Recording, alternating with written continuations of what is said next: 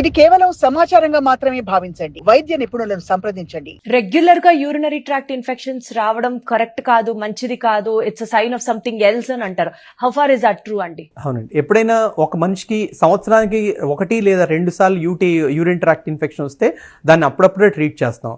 ఎప్పుడైనా ఒక మనిషికి సంవత్సరానికి 2 సార్లు కంటే ఎక్కువ సార్లు యూరిన్ ఇన్ఫెక్షన్స్ వస్తుంటే దాన్ని రికరెంట్ యూటీఏ అంటాం. అంటే రికరెంట్ యూరిన్ ట్రాక్ట్ ఇన్ఫెక్షన్స్ అంటాం. ఇలాంటి రికరెంట్ యూరిన్ ట్రాక్ట్ ఇన్ఫెక్షన్స్ కామన్గా ఎక్కడ చూస్తూ ఉంటే most of times uncontrol diabetes. ఎవరికైతే షుగర్ కంట్రోల్ ఉండదో వాళ్ళకి అన్కంట్రోల్ డయాబెటీస్ ఉండి మాటికి యూరిన్ ట్రాక్ట్ ఇన్ఫెక్షన్స్ వచ్చే అవకాశం ఉంటుంది. వీటితో పాటుగా ఒక్కోసారి కిడ్నీలో రాళ్ళు కానీ, లేకపోతే రాళ్ళు ఎక్కడ యూరిన్లో మూత్రనాళంలో జారడం కానీ, లేకపోతే మూత్రనాళం సన్నబట్టడం, స్ట్రిక్చర్ యూరిథ్రా అంటారు.